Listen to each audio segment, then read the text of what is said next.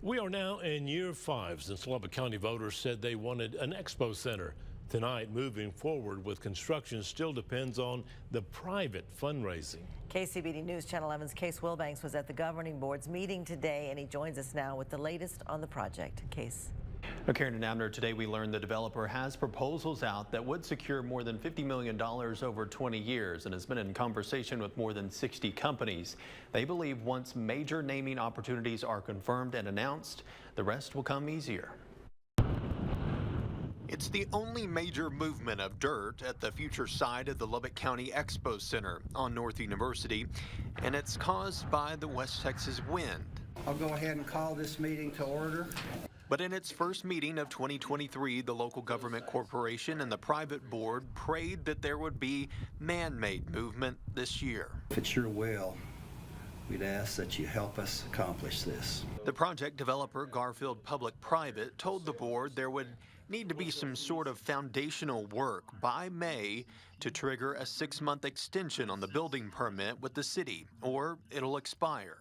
It's still small, small amount of work, but again, just trying to be proactive. The developer says construction documents are getting final touches as they work to find cost savings for the project, said to be within budget. Those documents and costs will need county approval, which Commissioner Jason Corley made clear needed to be reviewed by county staff. Until those two are satisfied with this, the county, our position is that is where we stop. The project also won't see movement until the private fundraising is secured.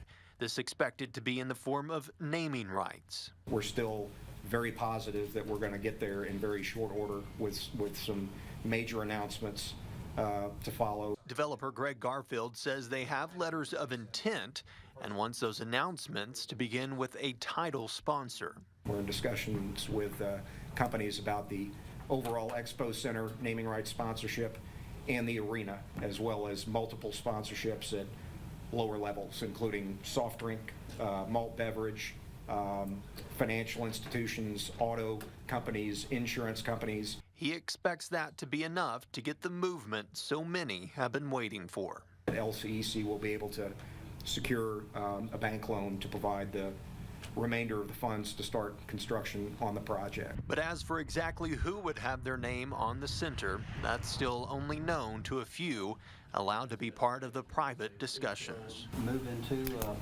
executive session.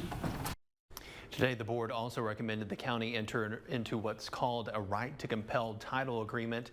As explained to them, it would allow all land owned at this point by the county and the private Expo Center entity to be exempt from property taxes, and that goes to the Commissioner's Court for their consideration. Abner. Thank you, Case.